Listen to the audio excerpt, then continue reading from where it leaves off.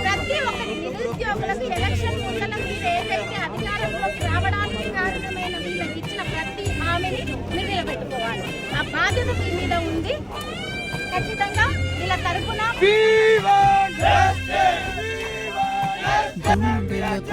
వేసుకున్న